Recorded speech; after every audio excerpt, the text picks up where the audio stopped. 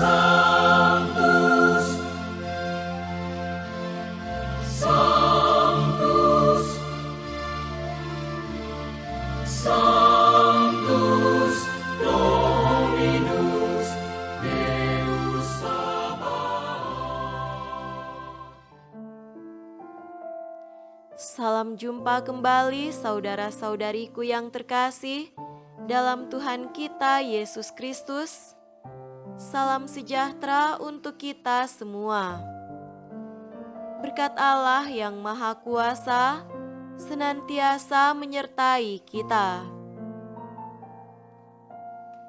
Marilah kita mendengarkan dan merenungkan bacaan-bacaan kitab suci hari Kamis, tanggal 4 Mei tahun 2023. Bacaan pertama dari Kisah Para Rasul bab 13 ayat 13 sampai 25. Lalu Paulus dan kawan-kawannya meninggalkan Pafos dan berlayar ke Perga di Pamfilia. Tetapi Yohanes meninggalkan mereka lalu kembali ke Yerusalem. Dari Perga, mereka melanjutkan perjalanan mereka, lalu tiba di Antiokhia di Pisidia. Pada hari Sabat, mereka pergi ke rumah ibadat, lalu duduk di situ. Setelah selesai pembacaan dari hukum Taurat dan kitab nabi-nabi, pejabat-pejabat rumah ibadat menyuruh bertanya kepada mereka, "Saudara-saudara, jikalau saudara-saudara ada pesan untuk membangun dan menghibur umat ini, silahkanlah." Maka bangkitlah Paulus.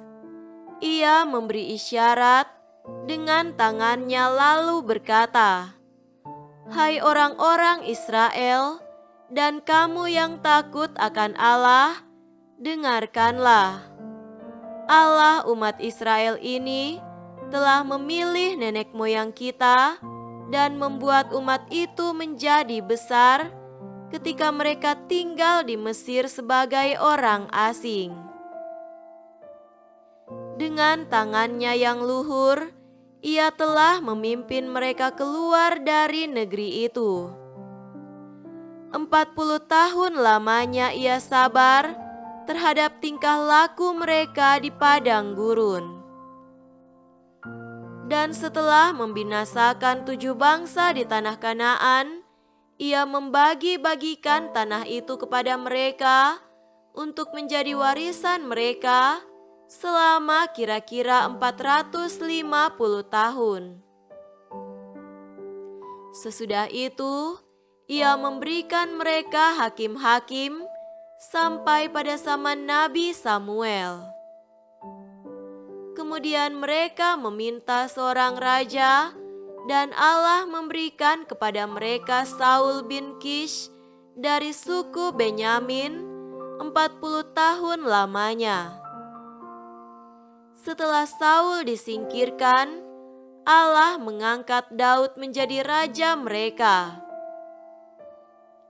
Tentang Daud, Allah telah menyatakan, "Aku telah mendapat Daud bin Isai, seorang yang berkenan di hatiku dan yang melakukan segala kehendakku. Dan dari keturunannya lah, sesuai dengan yang telah dijanjikannya, Allah telah membangkitkan juru selamat bagi orang Israel, yaitu Yesus." Menjelang kedatangannya, Yohanes telah menyerukan kepada seluruh bangsa Israel supaya mereka bertobat dan memberi diri dibaptis. Dan ketika Yohanes hampir selesai menunaikan tugasnya, ia berkata, "Aku bukanlah Dia yang kamu sangka, tetapi Ia akan datang kemudian daripadaku. Membuka kasut dan kakinya pun aku tidak layak." Demikianlah sabda Tuhan. Syukur kepada Allah.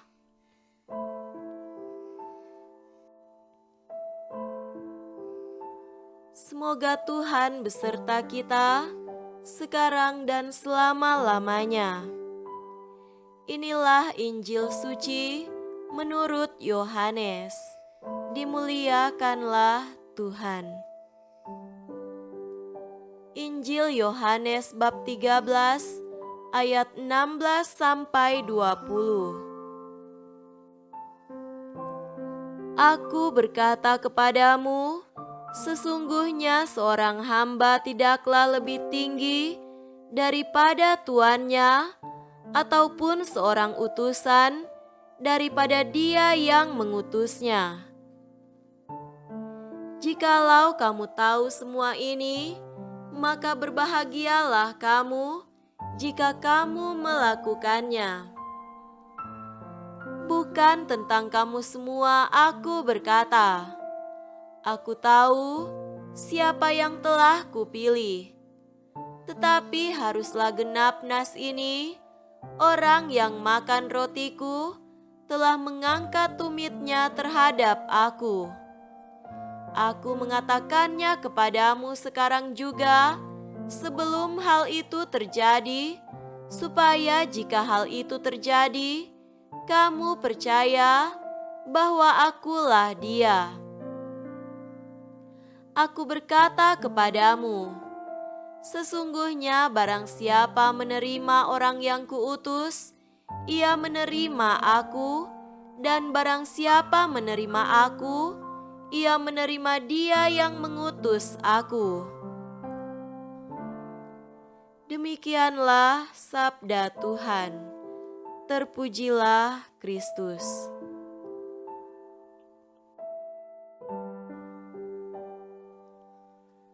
Saudara-saudariku yang terkasih dalam Tuhan kita Yesus Kristus, tema renungan kita pada hari ini adalah rendah hati sampai siap dihina. Pasti masih membekas dalam ingatan kita sebuah peristiwa langka berikut ini.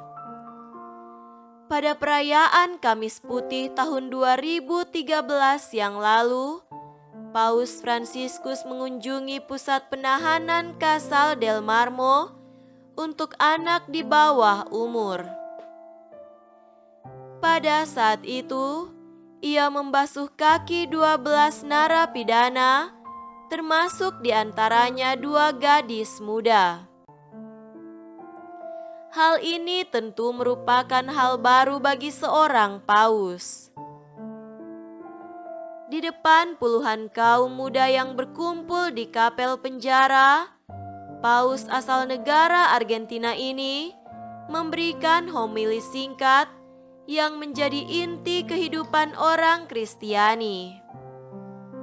Yesus datang untuk melayani, untuk menolong kita. Mari kita pikirkan, apakah kita benar-benar bersedia melayani orang lain? Tanyanya kepada para tahanan, laki-laki dan perempuan dari berbagai bangsa dan agama. Kita membaca dalam Injil hari ini kata-kata Yesus sendiri mengenai inti kehidupan sebagai pengikutnya.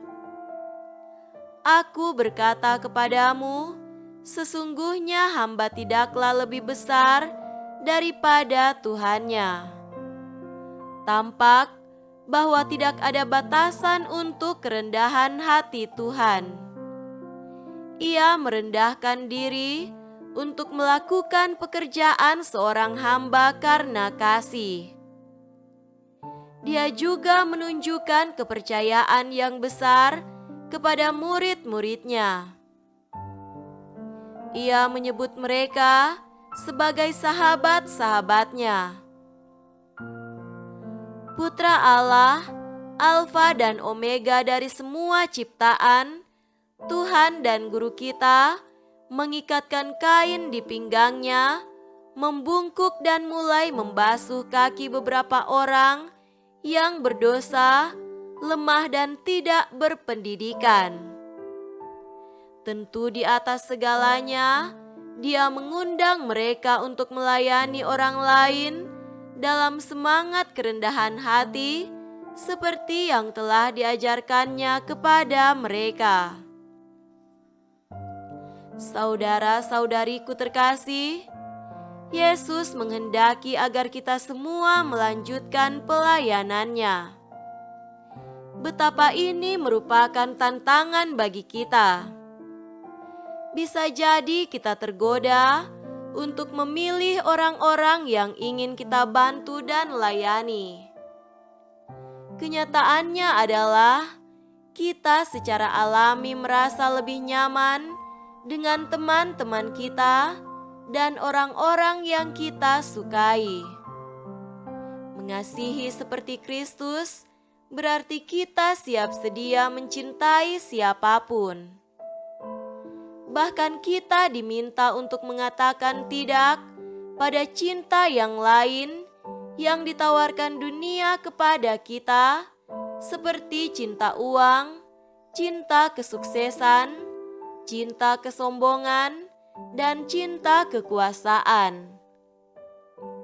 Daripada menjadi pribadi yang egois dan narsis, kita sejatinya perlu siap sedia melayani dengan rendah hati kepada siapapun. Ingatlah pula bahwa tidak mungkin untuk memperoleh kebajikan kerendahan hati tanpa penghinaan. Karena seperti halnya melalui belajar, kita dapat memperoleh pengetahuan, demikian melalui jalan penghinaanlah kita dapat mencapai kerendahan hati. Semoga demikian. Amin.